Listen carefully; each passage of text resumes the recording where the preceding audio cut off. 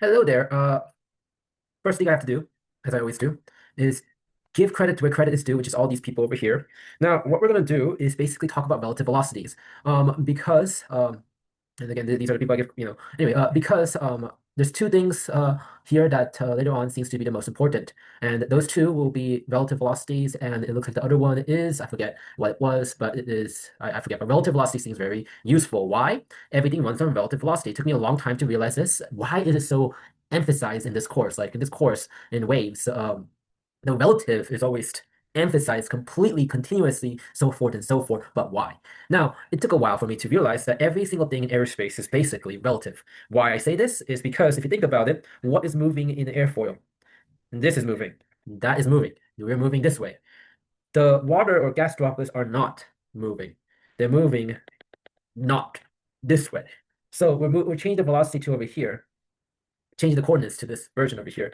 Now, with that said, it makes sense now why so there's a reason why relative is emphasized so much. Yeah, yeah. It makes sense now, doesn't it? Um, yeah. Anyways, this gives me a idea because relative velocities is shifting your position framework, and this reminds me of why if you don't, I mean, it's kind of funny story. The way I choose to which professor to take is is relative to my what I personally need at that time period. It's kind of funny. Yeah, I can go on about that, but I can just say it. I mean, it's not like it's a secret. The how I choose to take a off is basically if I was trying to choose which class to take, like if I was to choose, here's how I would choose it. One, is your GPA above 3.5? If it is, I don't care. You can choose the hardest class, and I don't care. Two, is your what are you looking for? A wake up call, or three, understanding.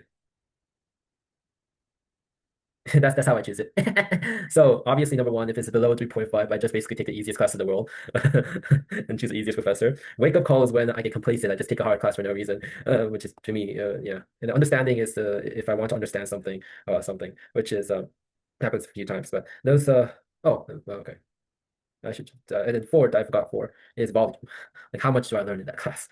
Yeah, understanding and volume is completely different. Oh, that's where you can see it. Volume, and that's how I choose professors to take. If I want to take a class, this is how I would choose.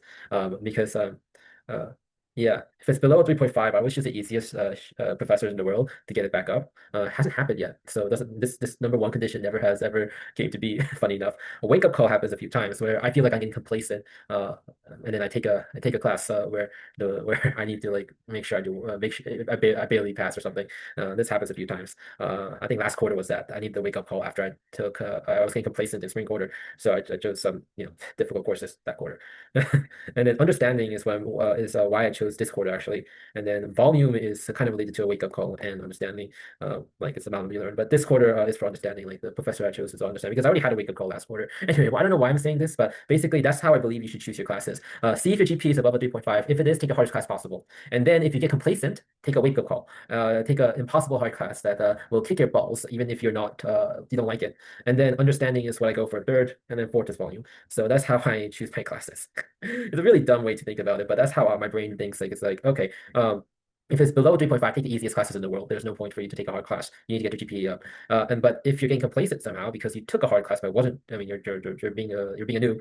Take a wake up call class, which I did last quarter, and then after you do the wake up call, and then you can choose understanding or volume classes, which I'm doing right now. Because uh, understanding comes first, which is why you need to do conceptual understanding first, and then volume. Because volume is just if you learn 1.5 times more is wonderful and all, but understanding comes first prior to volume, in my opinion. Anyway, that's how I choose which class and which professor to take, and this is how I choose them always. There's no in between. Like this is the list I follow. Like if my GPA somehow ends below 3.5, which has never happened yet, but if it does, it's time for me to take the easiest possible class in the world, which will be probably like some probability or statistic class in the engineering.